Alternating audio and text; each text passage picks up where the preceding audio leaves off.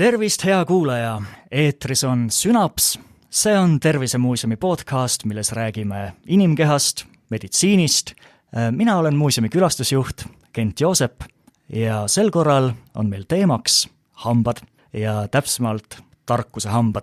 Ja seda teemat aitab avada näo- ja lõualuu kirurg doktor Reet Pallase Kliinik 32. Tere! Tere! No alustamegi niimoodi üldiselt ja laiemalt, et mis hambad need tarkuse hambad siis üldse on ja mis muresid need põhjustada võivad? No tarkuse hambad on need viimased hambad, mis suhu lõikuvad vanuses umbes siis 18–25, aga mõnel juhul ei lõikugi. Ja nimi ilmselt tuleb sellest, et eks nad tulevad siis, kui saabub tarkus ja küpsus. Et paljud patsiendid, kellel neid on vaja ära võtta, millegi pärast küsivad, et kas nüüd läheb tarkus ka ära, siis päris nii siiski ei ole. Et tarkus ainult tuleb koos nende tarkuse hammastega, aga ära ei lähe, kui need välja tõmmata. Ja see on huvitav tõesti, et on ju inimesi, kellel neid ei lõikugi, ei tulegi. On neid, kellel neid ei olegi. On neid, kellel on mõned tarkuse hambad, aga mõni on ka puudu. Ja on need, kellel nad jäävad lihtsalt lõikumata lõualuu sisse. Evolutsiooni käigus öeldakse, et inimese toit on muutunud oluliselt pehmemaks ja lõualuud selle tõttu ei arene nii suurteks ja võimsateks, aga hammaste komplekt paraku on jäänud üldjuhul samaks. Ja sellepärast päris tihti nende tarkuse hammastega on muresid. Et isegi leitakse, et umbes 90% tarkuse hammastega millalgi elu jooksul on mingisuguseid muresid. Et kas siis tekivad sinna augud, sest et nad on hästi kaugel taga seal raskesti puhastatavad. Mälumisfunktsiooni mõttes tihtipeale nad ei ole kõige olulisemad hambad, vaid võib-olla see mälumine toimub silmudi 6. ja 7. hammaste koha peal, kui tarkuse hambad on 8, eks ole, kui keskelt lugema hakkame. Aga puhastamise mõttes keerulises kohas ja kui sinna augud tekivad, siis üks lahtine auk hoiab endas tegelikult tohutut hulka neid hambaaugu tekitajaid pisikuid ja selle läbi siis kiireneb ka kõikide teiste hammaste lagunemine. Et see on üks põhjuseid, miks need tarkuse hambad ära võtta. Et kui sinna juba auk on tekkinud, siis pole mõtet investeerida nende parandamisse enamasti nad ei ole ka sirgelt rivis, vaid pigem on siis mõistlik teiste hammaste parema säilitamise või parema säilimise seisukohalt nad ära võtta. Ja teine olukord siis, millal nad ära võtta on, kui nad on kuidagipidi kuskilt viltu ja ei mahugi päriselt suuõõnde, et on natukene kaetud igemega. Kas nad on kaldu ettepoole niimoodi, et esimese siis või eesmise 7. hamba vastu ja tagumine ots on igeme all või on nad ka isegi õiges asendis, aga lihtsalt nii kaugel taga, et nad ei mahugi kunagi nagu päriselt lõikuma. Et siis on oht lihtsalt see, et kui sinna igeme alla ühel hetkel toitu satub, sest suukeskkond ei ole üldse ja mitte ainult toitu, vaid ka siis mikroobe näiteks. Kui need tarkuse hambad siis niimoodi osaliselt igemega kaetud on, siis tegelikult suukeskkond ei ole üldsegi mingisugune puhas koht, vaid siin elab mitusada erinevat liiki mikroobe, keda kokku on miljoneid. Ja kui tekib kontakt siis suuõõnega, siis on võimalus, et need mikroobid liiguvad siis sinna igeme alla ja põhjustavad siis põletikku selle tarkuse hamba krooni ümber. Ja see põletik ei pruugi olla alati äge, mingisuguse turse ja valuga, vaid see võib lihtsalt olla sellises kroonilises vormis, et alati seal midagi nagu toimub, keha peab kogu aeg, immuunsüsteem peab kogu aeg võitlema nende mikroobidega, kes seal igeme all tarkuse hamba ümber siis elavad. Ja kui mingil põhjusel siis immuunsüsteem ei ole enam oma täies tugevuses, ükskõik kas see on siis mingi viirus, millega keha võitleb või on, ma ei tea, stressiolukord hästi pikalt, ma ei tea, magamatus näiteks või paljud muud asjad, mis seda võivad siis tekitada. Et siis saavad need mikroobid seal vohama hakata ja tekitada ägedama põletiku. Ja kuna need tarkuse hambad on niisuguses asukohas, et kui sinna mingi paistetus tekib, siis ja see paistetus ja sellega kaasneb siis ka näiteks mädateke, siis see mäda ei pruugi leida väljapääsu paraku selle pisikese augu kaudu suuõõnde, sest et kaasneb alati ka turse, punetus, turse, valu, suuaumistakistus tihtipeale. Et see turse lihtsalt ja see mäda võib levida hoopiski lihaste vaheruumidesse, siia kaela piirkonda, kukla piirkonda, et see piirkond lihtsalt tegelikult on niisugune ohtlik piirkond. Et kui me mõtleme, et kuhu see turse nagu laieneda saab, siis neelamine saab olema häiritud, hingamisteed lausa, et selles mõttes see on ohtlik piirkond ja sellepärast niisugused tarkusehambad, mis päriselt kunagi suhu ei mahu lõikuma, kuuluvad ikkagi 100% eemaldamisele. See on hea punkt, et võib-olla sageli inimesed ka ei seosta, et hambad ei ole meil suus kuidagi iseseisvalt, nad on ikkagi ühendatud kogu kehaga ja närvisüsteemiga, et kui seal on mingisugune jama, mingisugune põletik, et see mõjutab ikkagi suuresti kogu keha ilmselt. Just, keha on üks, mille küljes on ka need hambad, nii on. Kas see ka vastab tõele, et kui nad seal, ütleme, et on siis täielikult lõikumata, kuidagi risti, viltu, suruvad teistele hammastele, et mõjutab see ka hambumust, surub ta kuidagi teisi hambaid? Seda on uuritud päris suurte gruppide peal, hästi paljude inimeste peal, mitmed kümned tuhanded ja tegelikult ei ole nagu tõestatud päriselt, et see nii on. Et on leitud, et hammaste asendite muutusi toimub elu jooksul nii nendel, kellel tarkusehambad on suus, kui nendel, kellel nad on ära võetud, et tegelikult see päriselt nagu tõestust ei ole leidnud. Hammaste asendite muutused sõltuvad nende kasvusuundadest ja igasugustest kontaktidest, mis on elu jooksul ka võib-olla muutunud kulumise tõttu või on sinna mingeid täidiseid pandud.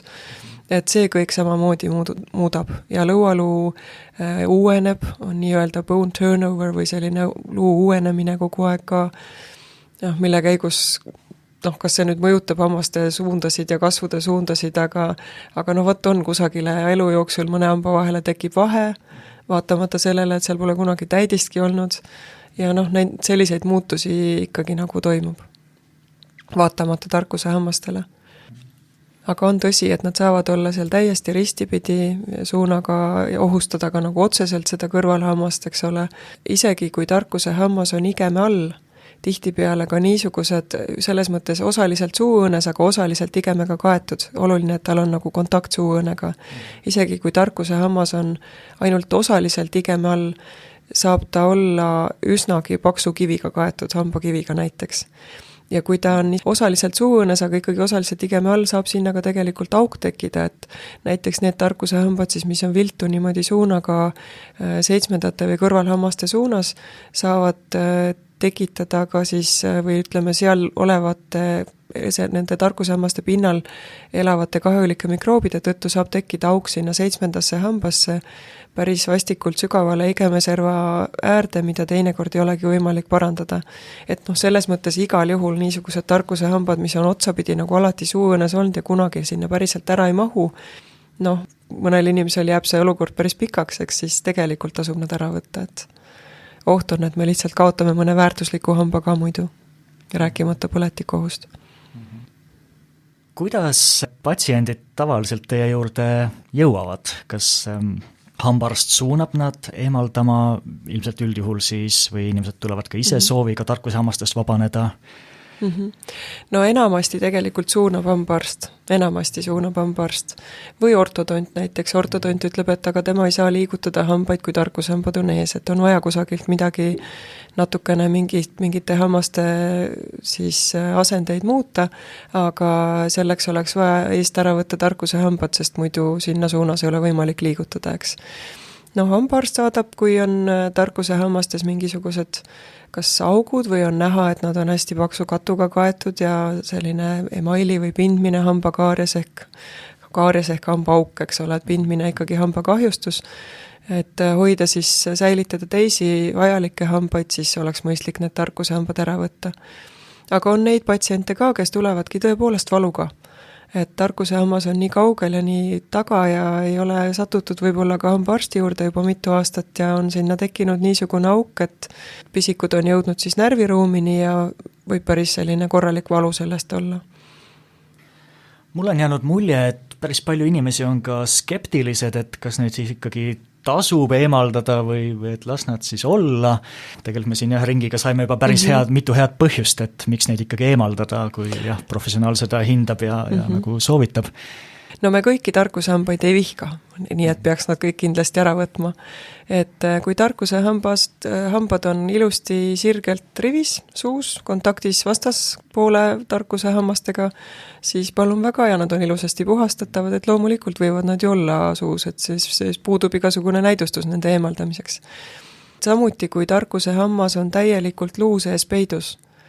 Kui ta ei ole mitte ühtegi otsapidi, mitte kuskilt isegi, ka sondiga katsudes, näiteks on spetsiaalne parodontoloogiline sond tömbi otsaga, et ka sellega katsudes ta ei ole kuskilt kontaktis suuõõnega, siis ka sellist hammast tegelikult ei ole vaja eemaldada, et milleks tekitada seda tarkusehamba operatsiooni traumat niisama, kui me sellest mingit kasu ei saa. Eks ole, et ikka need, millel on näidustus eemaldamiseks, kas põletiku oht või siis on nad lagunevad. Või ka näiteks millal veel tarkusehammas kuulub eemaldamisele, et ütleme oma patsientidel päris tihti ma eemaldan korraga nii ülemise kui alumise tarkusehamba, sest et kui me jätame ühe tarkusehamba alles, eks näiteks alumine on vaja ära võtta ja ülemine jääb sinna alles, siis hammastel on komme liikuda sinna, kus neil ruumi on, sinna, kuhu neile ruumi on jäetud. Ehk et kui alumine tarkusehammas on ära võetud, siis ülemine vaikselt hakkab lõikuma allapoole. Reast nagu väljapoole, teistest kaugemale. Aga sellises asendis võib ta põhjustada, siis tekitada niisugust eelkontakti, ehk et muutuda esimeseks hambaks, mis üldse vastaskaare hammastega kokku satub, kui me suu sulgeme, ja selle kontaktiga võib ta nihutada kogu siis lõua natukene viltu, alalõua suunata natuke teise suunda, nagu lukustada, lükatada näiteks ettepoole natuke või viltu ühele poole, mis omakorda võib siis tekitada liigese kaebusi, liigese hädasid, valusid alalõua liigeses. Et sellised ka, selles mõttes ongi, siis see on nagu valiku küsimus, et kas me võtame neid ühe kaupa välja 4 korda või siis võib-olla on natuke mugavam, et saab nagu pooled siis 2 tükki korraga, eks ülevalt ja alt ja ühe korra valuvaigisteid võtta ja ühe korra muretseda selle hambaarsti juures käimise pärast, eks ole. Ja on ta natukene võib-olla nagu lihtsam. Sest et perspektiivis niikuinii ühel päeval saabub see päev, kui peab selle vastasamba ka niikuinii ära võtma. Aga räägimegi sellest protseduurist, kuidas need hambad siis eemaldatakse, niimoodi põgusalt, et tuleb inimene, ütlete talle tere, temaga naeratab ja ütleb, et teeme ära, tuleb, istub teile tooli, mis siis edasi saab? Mul on kindlasti alati on vaja mingisugustki röntgenuuringut selleks, et seda tarkusehammast ära võtta. Tavaliselt panoraamröntgenuuring on see, mis on küllaldane. On teatud olukordi ka, kus alumise tarkusehamba juure tipud näiteks ulatuvad alalõua närvikanalini. See on see närv, mis annab tundlikkuse alumisele huulele ja lõua otsale, ehk et suu nurgast siis kuni keskele välja ühelt poolt ja siis teiselt poolt teine haru.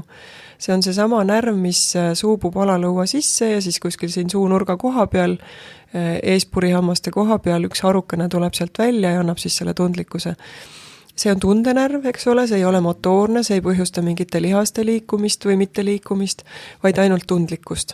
Aga vaatamata sellele, et see on üsna väike piirkond ja põhimõtteliselt kui see oleks nagu tuim, siis me ei tunneks lihtsalt huuli värvides oma alumist huult või näiteks kui suppi on lõua otsa tilkunud.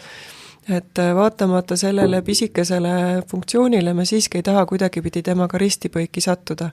Ja kui see hammas on niisuguse moega seal panoraamröntgeni peale, et ta võiks olla kuidagipidi ristipõiki mingis suhtes selle alalõua närvikanaliga, siis tavaliselt me teeme veel 3D röntgenuuringu ka. Et ma tean täpselt kummal pool, missuguses suhtes need juuretipud selle alalõua närvikanaliga on, et ma midagi ei kahjusta kogemata. Siis teeme muidugi tuimestuse, mõistagi. Ja siis vaikselt nihutan selle hamba välja, et põhimõtteliselt see päris nii ei käi, et panen põlve vastu rinda ja hakkan 2 käega tõmbama, vaid see käib niisuguse tasakese krõbistamisega ja ongi põhimõtteliselt tunda niisugune krõbin, sest luu juhib igasugust nagu heliaistingut üsna hästi. Et selle krõbistamisega ma siis vabastan selle hamba nendest sidemetest, mis teda luuküllas kinni hoiavad ja tasakesi nihutan ta välja ja selle juures oluline on siis mitte hambale vastu vaielda, vaid jälgida tema kuju, et mis pidi kõverusega ta on, kuhu suunas ta siis välja tahab tulla, eks. Et nii see enam-vähem käib ja kui on vaja, kui on see hammas veel osaliselt igemega kaetud, siis kulub natukene kauem aega selleks protseduuriks, siis pean ma kuidagi talle kõigepealt ligi saama, mis tähendab siis, et võtame selle igeme natukene eest ära. Vahel on see hammas kas pikali või on ta juurte asend selline, et teda ühes tükis välja ei saa, siis võtame ta puuriga tükkideks. Seda vanasti tehti peitliga muide, haamri ja peitliga. Tänapäeval õnneks ükski patsient ei palu, et aga võtke mul hammas peitliga välja. et vaid puuriga on võimalik seda teha ja tegelikult väga nagu pabistada selle protseduuri enda pärast pole mõtet, sest et isikliku kogemuse alusel, et minul on ka kunagi tarkusehammas välja opereeritud, et siis tegelikult väga suurt vahet ju ei ole, kui tuim on tuim ja et kas nagu puuritakse hammast või tehakse selle tuimestuse all midagi muud, siis selle protseduuri kannatab ikka ära, et iseasi, et tarkusehamba lõikuse järgselt järgneb tavaliselt ikkagi kas mingisugune paistetus, tavaliselt kõige suurem 2.-3. päeval peale operatsiooni, suu avamistakistus enamasti peale alumise tarkusehamba eemaldamist on nagu üsna tavaline. Suu käibki lahti kuskilt 1,5–2 sentimeetrit, et mingisugust hamburgeri söömist ei maksa üldse unistadagi, et kui aus olla, isegi porgandit ei tahaks närida, et pigem on niisugune pehme toidutunne siis. Et jah, niisugused nüansid sinna juurde, et muidugi on vaja valuvaigisteid peale hamba eemaldamist, vahel antibiootikume, kui on niisugune keerulisemas asendis olnud ja võib-olla mitte päris puhas tarkusehammas. See erinevus ka, et ülemised tarkusehambad tulevad kergemini kui alumised, on mul õigus? See sõltub tegelikult kujust, aga et on neid alumisi, mis tulevad kergemini kui mõned ülemised. Aga võib küll öelda, et reegel nagu enam-vähem selline on, et ülemised tulevad natuke kergemini kui alumised. Ja see vahe tuleb sellest, et ülalõualuu lihtsalt on natuke sellisem hõredam, poorsem, ka paranemine ülalõualuus on kiirem, sest et ülalõualuu on hästi hea verevarustusega, saab 3 erinevast veresoonest oma verevarustuse. Samal ajal kui alalõualuu on hästi selline tihe, sisult on ta nagu toruluu, ehk et tema ümber on niisugune kõva koor, ongi luukoor või korteks ja sees on siis säsiluu, trapekulaarne säsiluu, mis on natukene pehmem, aga siiski võrreldes ülalõuaga on ta tihedam. Ja verevarustus tuleb ainult ühest soonest, et see alalõua paranemine ka peale tarkusehamba eemaldamist tavaliselt on nagu natuke tüütum. Ja kui tõmmata välja korraga nii ülemine kui alumine tarkusehammas, siis tavaliselt selle raskusastme annab ikkagi see alumine paranemise mõttes. Tuli üks küsimus ühelt healt kolleegilt, kes ootab ka tarkushammaste eemaldamist, aga temal on selline olukord, et kui tema teeb suu suurelt lahti, et siis see lõualuu tal nagu lukustab ära, jääb nagu kinni ja siis ta natukene muretses, et kuidas käituda, mida teha, et kas temal oleks soovituslik näiteks päris üldnarkoosi all see protseduur teha. Ma arvan, et sellepärast ei pea üldnarkoosi tegema, et tegelikult ma saan aru, see olukord on see, et ta teeb suu hästi lahti ja siis suud enam kinni panna ei saa.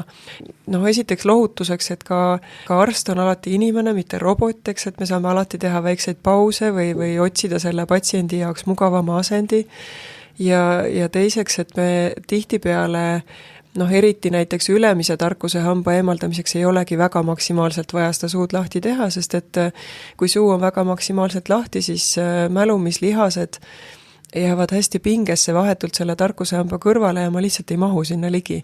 Et ülemiste tarkusehammastega tihtipeale ongi niisugune trikk, et neid eemaldatakse peaaegu kinnise suuga. Et ma arvan, et sellepärast nagu ekstra muretsema ei pea, et kui ta saab hambaarsti juures ilusti hakkama, siis küll me saame nende tarkusehammastega ka ja kui tõesti peaks suu lahti jääma, siis küll me paneme selle suu pärast kinni tagasi. Aga ma soovitan küll sel juhul selle murega natuke tegeleda, et see tähendab seda, et on alalõua liigese sidemed natukene sellised, kas kusagilt natukene venitada saanud või niisugust, nad ei ole väga tugevad, et siis peaks oleks mõistlik lihaseid siis nagu tugevdada, selleks lihastreeningut teha, et seda liigest siis natuke paremini tugevdada, natuke paremini toestada. Seda juhist saab kõige paremini tänasel hetkel on meil olemas väga head spetsialistid, myofunktsionaalsed terapeudid, füsioterapeudid, logopeedid, kes oskavad niisugust nõu anda, katsuda, vaadata, otsida, kus see probleem on, ja vastavalt siis individuaalselt anda juhiseid, et missuguseid harjutusi teha või mida jälgida, et seda olukorda paremaks saada. Võtame selle taastumise ka veel ette, et on siis lõikus olnud ära ja siis need järgnevad päevad, võib-olla järgnevad nädalad ka, mis saab, et pisut oli siin juttu sellest söömisest, et sellised pehmed toidud saavad need olla, et suu väga vist lahti ei käi ja selline valutunne kerge ikkagi on. Et kuidas teha nii, et taastumine oleks kergem ja ja võimalikult sujuv. Ma lööksin nüüd kaks asja natukene nagu lahku, et üks asi on taastumine siis, kui tarkusehammas on lihtsalt välja tõmmatud ja me ei ole midagi lõikama pidanud. Ja teine asi on taastumine siis lõikuse järgselt. Ja on olulised nüansid mõlemal juhul ja alati on neid patsiente, kes kui hästi tihti patsient ikka küsib, et aga kui kaua nagu valutab pärast siis haav. Et see on väga-väga individuaalne. On neid patsiente alati, kes võtavad ainult ühe valuvaigisti siis, kui tuimestus on ära läinud. Tavaliselt see hetk ongi kõige vastikum hetk, kui tuimestus ära läheb. Ja rohkem neil ei olegi vaja. Ja siis on neid patsiente ka, kes regulaarselt 3 nädalat 3 korda päevas valuvaigisteid võtavad. Et see on tõesti hästi individuaalne. Et väike reegel siin juures, seda on nagu väga-väga raske ette ennustada minul ka, kuigi ma ju näen neid patsiente päris palju. Aga väike reegel selline on, et muretumatel valutab vähem. Mis on hästi loogiline, on ju. Aga mida ise saaks teha selleks, et see valu võimalikult väiksem oleks, et kui tarkusehammas on lihtsalt välja tõmmatud, ta on täielikult suhu lõikunud olnud, mingit lõikust seal vaja ei ole, siis esimese asjana paranemine hakkab toimuma sellest, et haav täitub verehüübega. Seda me omakorda saame teinekord toestada veel, kui vaja on kollageenkäsnakesega, mis omakorda koos siis selle verehüübega moodustab nagu nii-öelda nagu karkassi või nagu ehitusmaterjali sinna haava sisse, kuhu hakkavad kasvama siis uued rakud juba külgede pealt. Et see arusaam, see loogika on nagu see, et üksteise otsa unnikusse tühja auku neid rakke kasvatada on tunduvalt raskem kui siis, kui seal midagi juba on nagu ees ootamas, eks. Sellest tulenevalt neid haavasid ei tohiks väga hoogsalt loputada, kuigi paljudele inimestele tundub, et nüüd ma olen hästi korralik ja ma nüüd hakkan hästi ilusti hoolitsema nende eest, siis see loputamine tegelikult võib päris palju paha teha, et kui haav jääb tühjaks, siis ta võib tõesti päris pikalt haiget teha ja palju aeglasemalt paraneda ka. Ehk et see hüübe sinna haava sisse tekkimine on haava paranemise esimene etapp ja see on hästi suur, hästi nagu tähtis, et see paranemine võimalikult leebe pärast oleks. Tavaliselt süüa tohib 2 tunni pärast peale selle hamba eemaldamist. Süüa ja juua kindlasti on vaja, sest kusagilt peab tulema energia selleks, et need haavad jällegi kinni kasvatada, et natuke peaks arvestama, et selle protseduuriga me oleme immuunsüsteemile juba ülesande andnud, et igasuguseid muid väljakutseid ei maksa otsida. Ükskõik kas siis külma tuule käes kuskil õues külmetades või ma ei tea, mingite viirustega kokku puutudes ka, et natukene sellist rahulikumat, väiksemat aega endale pakkuda. Ja valuvaigistit, jah. Ja, et mitte kohe siis jõusaali ja sauna. Ja, just, ja täpselt, just täpselt, et palav toit, kuum saun, ütleme ka palav tuba, ma ei tea, jõusaal või mingi selline, ma ise mõtlen, et ma kujutan ette, et squash võiks olla umbes selline spordiala, et ühes väikses kitsas ruumis, nii et kindlasti üleni on võimalik hästi igile minna ja pea palavaks ajada, et palavusega lihtsalt veresooned laienevad ja tekib lisaks sellele, et keha saab ka koormust, on ju, ka veritsuse oht, et laienenud veresooned lihtsalt sealt otsast võib see trombike või niisugune hüübekene nagu ära tulla ja lihtsalt tekib uuesti imitsus. Et sel juhul rahulikult mõelge, mida hambaarsti juures tehti selleks, et seda veritsust peatada, et ikka augule on mingisugune punn või mingi tropp vaja ette panna, et ükskõik, kas see on siis see steriilne haavakate, keerata sinna niimoodi rulli või voltida kokku ja hammaste vahele hammustada, või on see kas või vatt või kui midagi paremat käepärast võtta ei ole, siis kas või köögipaber, mida sinna vahele siis hammustada. Et vastupidi, see üldse ei aita, kui kummardada pea alaspidi, nii et verevarustus peapiirkonnas veel paraneb kraanikausi kohale ja hakata sülitama ja loputama meeleheitlikult, et see lihtsalt lõpuks hakkab õudne, aga veritsus ei peatu. Et rahu, ainult rahu, lihtsalt mingisuguse asjaga ikka see haav nagu kinni katta ja kohe pool tunnikest kindlasti hoida. Ja valuvaigistit ikkagi võib vaja olla, et kas siis ibuprofeeni või paratsetamooli. Need ravimid on erineva toimemehhanismiga ja see tähendab seda, et kuna nad kinnitavad valuretseptoritele erinevatesse kohtadesse, siis tegelikult võib neid kahekesi korraga ka kasutada.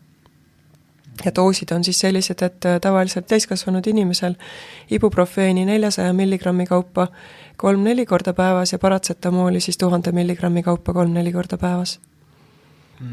Pakun välja ühe sellise rahvasuus leviva jutu ka, et kuidas te suhtute, mis te arvate. Kas see vastab tõele, et suvel, näiteks augustikuus, haavad paranevad kehvemini? Ma ütleme, augustit kutsutakse mädakuukseks, aga tänapäeva puhtuse tingimustes, nii siis ütleme kliinikus kui ka koduse hügieeni tingimustes tegelikult seda vahet ma nagu ei märka kuidagi. On ma julgen öelda, et on mingid hetked, kus millegipärast haavad paranevad viletsamalt. Ja ma ei oska seda seostada ei nagu ilma ega aasta ajaga, kuidagi nii on, et kui tekib õnneks väga harva mõni patsient, kellel haav kohe ei parane hästi, vaid tekib põletik, et siis vahel juhtub nii, et neid on nagu mitu tükki korraga.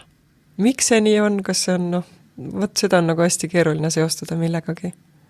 Aga igaks juhuks ma seda tahtsin ka mainida tõesti, et kui on lihtsalt tavaline hammas välja tõmmatud, siis reeglina sellise protseduuri järgselt me ei oota mingit paistetust. Ja päris kindlasti me ei oota ühtegi sellist paistetust, mis tekib alles mingil 3., 4., 5. päeval peale seda protseduuri, ärkate hommikul üles ja järsku pauhpusk on paistes. See on ikkagi põletikumärk, siis ei maksa enam viisakalt oodata mingit esmaspäeva või mingit muud ilusat pidulikku hetke, et pöörduda arsti poole, vaid pigem siis kohe reageerida, et siis on vaja ilmselt antibiootikumravi. Sest et muidu see olukord lihtsalt võimendub ja mida kaugemale see nagu läheb, seda tüsilikum ja valulikum ja keerulisem on see ravi. Aga teine pool siis, need hambad, mis on nagu operatsiooni teel ära võetud, eks. Et nüüd on nagu loogiline peale seda, kui me oleme mingisuguseid lõikeid teinud kuskile limaskeste eest ära võtnud ja õmblused pärast pannud ka, et nende lõigete järgselt enamasti tekib paistetus ka. Ja paistetus on kõige suurem tavaliselt 2., 3. päeval peale lõikust. Ei ole välistatud ka, et tekib kusagile lausa sinikas, võib ka täitsa potisinine koht olla kusagil näo peal, sõltuvalt siis, kus kohast midagi on välja võetud. Pigem on see küll harvem, pigem mingil hetkel võib hoopiski niisugune rohekas, kollakas varjund vajuda siia lõua alla, käia kaasas siis selle tarkusehamba lõikuse järgselt mingil 3., 4., 5. päeval võib olla. Aga see kõik võib ka nagu juhtuda. Alumise tarkusehamba eemaldamise järgselt, mis saab olla veel komplikatsioon, eks, kuna see alalõua närvikanali lähedus on seal kohe vahetult. See oleks üsna ikkagi haruldane olukord, et me saamegi mingi jäädava närvikahjustuse, et õnneks pole mul, ma loodan, et kunagi sellist asja ei juhtu ühegi patsiendiga, aga seda, et ajutiselt mingisuguse tundehäire me võime saada, seda on juhtunud küll ja võib juhtuda ikkagi, sest et need närvikanal on seal vahetult juuretippude läheduses nii mõnigi kord ja mõnikord on need juuretipud niimoodi kõverad, et me ikkagi kuidagi pidi kas surume vastu seda närvi või kuidagi ikkagi temaga kontakti satume. Et kui niimoodi on tekkinud selline olukord, et on nagu närvi siis tundehäire, mis võib olla kas täiesti tuimus või mingisugune nagu sipelgad või torkimise või sügeluse tunne, et siis närvi taastumine ei ole mõõdeta paraku tundides ja päevades, vaid pigem nagu nädalates ja kuudes võib arvestada, et umbes poole aasta jooksul taastub närv. Sel juhul on ka väikseid veel oma nippe ja trikke, mida teha, et see võimalikult natuke kiirendada siis seda taastumist, aga igal juhul peaks siis kannatlikku meelt varuma. Ja kui me oleme lõikusega võtnud tarkusehamba välja, siis vahel võib olla, et on vaja antibiootikumiravi ka, et igaks juhuks vaim valmis panna, et kui saab ilma, siis saab ilma, on väga hästi, aga igaks juhuks.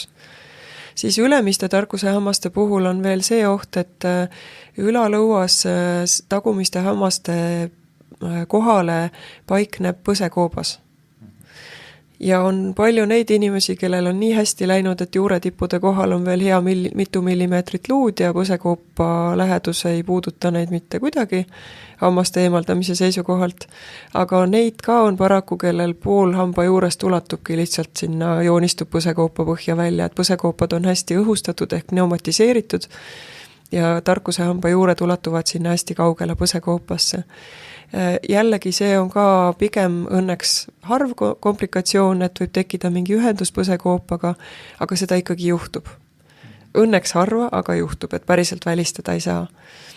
Sellisel juhul on ka jälle väikesed nõksud ja mida siis teha ja kuidas seda siis ravida, et see ei ole mingisugune, ei pea selle pärast ka väga muretsema, et kõik saab ilusti korda, et see lihtsalt võtab natukene aega, et see sealt kinni lihtsalt kasvab see auk. Ja loomulikult siis see hambaarst, kes või näolõualukirurg, kes selle hamba on välja võtnud, siis saab ka juba kontrollida, et see põsekoobas on terviklik, et seal ühendust ei ole ja siis vastavalt juba teha esimesed liigutused, et see paranemine võimalikult kiire oleks. Üks küsimus veel, mis meil siit majast tuli, et kui tõmmatakse või lõigatakse tarkusehammas siis välja, et kas seda on võimalik ka säilitada, et näiteks vajadusel, ütleme vanemas eas seda kasutada, istutada implantaadina näiteks? Ma ei julge lubada, et tarkusehambaid või üleüldse hambaid Eestis on võimalik säilitada. Aga ma tean, et on olemas ikkagi mingisugused kudede pangad, laias maailmas, kuhu pigem on korjatud piimahambaid ja pigem mitte selleks, et neid üks-ühele nagu ümber istutada kuskile, vaid pigem selleks, et neist võib-olla teaduse arenedes kunagi tüvirakke võtta ja hoopiski uusi hambaid kasvatada, et see oleks nagu võib-olla siis perspektiivikam lugu. Et iseenesest hammaste transplantatsioone, autotransplantatsioone just siis auto tähendab seda, et samalt kehalt sama inimese käest võetakse. Et mujale ringi istutada neid ikkagi me teeme ka, aga eelkõige siis arenevate hammaste transplantatsioone, mis tähendab seda, et hamba juure tipp peaks olema veel lahtine. Et hammas areneb nii, et kõigepealt tekib see krooni osa, mis hakkab endale külge kasvatama siis hamba juurt. Ja kui ta on lõplikult välja arenenud, siis see hamba juure tipp muutub hästi kitsaks, et ma ei tea, vähem kui millimeeter. Hästi pisikene kitsas auk on seal otsas, kust siis ta saab selle närvi ja verevarustuse. Et kui see hamba juure tipp ei ole veel lõplikult välja arenenud, siis on ta hästi avatud ja lahtine ja kui me tõstame ta teise kohta ringi, siis saab ta seal hea verevarustuse ja käitubki nagu oma ja päris hammas. Tarkusehammaste valguses on olukordi, kus saab neid tarkusehambaid ka ära kasutada, aga küll ei ole minul kogemust nende külmutamisega, vaid ma olen ikka otse nad võtnud ühest kohast ja sirgelt teise kohta ümber tõstnud. Aga ka ainult need tarkusehambad hea transplantatsiooni üheks kriteeriumiks on esiteks siis, et see juuretipp on lahti, aga teiseks see juuretipp võiks olla see üks ainus juuretipp. Ehk et ta võiks olla ühejuureline hammas. Ja päris palju on neid inimesi, kellel lihtsalt puudub komplektist mõni hammas. Ja tihtipeale on need näiteks 5. hambad, näiteks eespuri hambad, 5. hambad. Et nende koha peale põhimõtteliselt on võimalik teatud juhtudel istutada ka neid tarkusehambaid, kui suurused ja kujud vastavad oma vahel. Samas, et on proovitud ka tõmmata välja, ütleme siis, kui on kaotatud mõni 6-7 hammas, et sinna asemele tõsta tarkusehambaid, mis on juba nagu lõplikult välja arenenud juuretippudega, et sellisel juhul need hambad vajavad uuesti juureravi, selles mõttes uues kohas, et nad ei saa enam niimoodi verevarustust, närvide ja veresoonte kimp ei säilita oma vitaalsust, vaid vaikselt siis sureb ja sellepärast oleks vaja siis närvide ja veresoonte ruum ehk pulbiruum hamba juurekanal puhastada ja täita siis juuretäidismaterjaliga, et tänaste võimaluste juures, kus implantaate on kasutatud juba aastakümneid ja nende kohta on nende aastakümnete jooksul nagu väga-väga palju infot juurde saadud ja on need implantaadid kindlasti võib-olla parema prognoosiga ja paremini ette ennustatava nagu tulemusega kui tarkusehammaste ümberistutamine sellisel moel, et nad vajavad ka juureravi.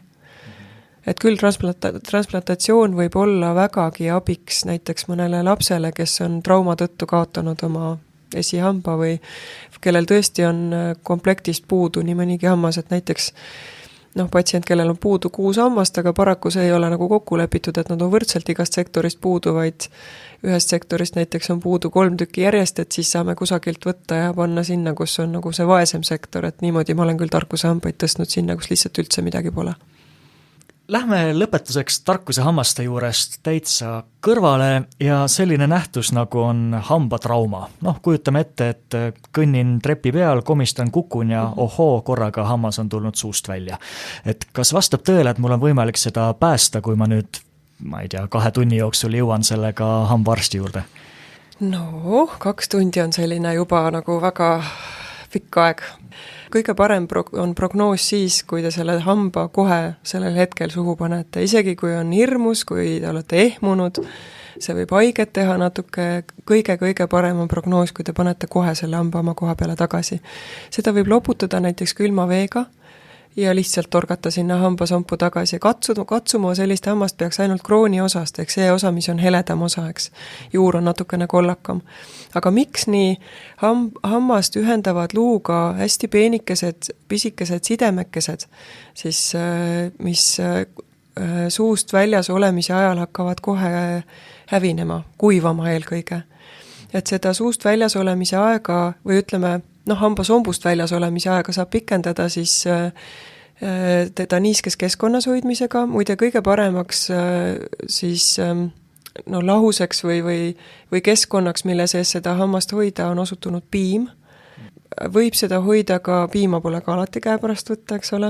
Võib seda hoida ka lihtsalt suuõsiku ülemineku voldis lihtsalt oma põske pistetuna, kui tõesti millegi pärast ei peaks õnnestuma seda oma koha peale tagasi panna. Tõesti vahel on, ma ei tea, kuskilt mingid luugillud ära ja üldse ei saagi aru, et kus see õige auk on, kuhu peaks teda torkama. Aga fakt on see, et tegelikult see prognoos halveneb iga minutiga. Et kui hakata nagu otsima ütleme, hambad on ka pea küljes, eks ole, tihtipeale see on ikkagi ka peatrauma ja võib-olla ongi vaja kiirabi kutsuda ka ja olulisem kindlasti on see, et ajuga on kõik hästi, et peaga on kõik hästi, on ju. Et küll nende hammastega me ikka kuidagi moodi lõpuks saame. Aga kui vähegi võimalik on, siis kohe tagasi suhu panna see hammas.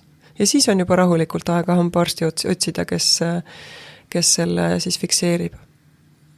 Kas kõrvalhammaste külge korraks kinni, et ta sealt välja ei lupsaks või mingil moel natuke fikseerib kinni suhu. Ja teine olukord veel, et ütleme, et hambad saavad suust välja tulla kõige tüüpilisemalt umbes siis 6–9 aastastel lastel, sellepärast, et nad on alles värskelt lõikunud.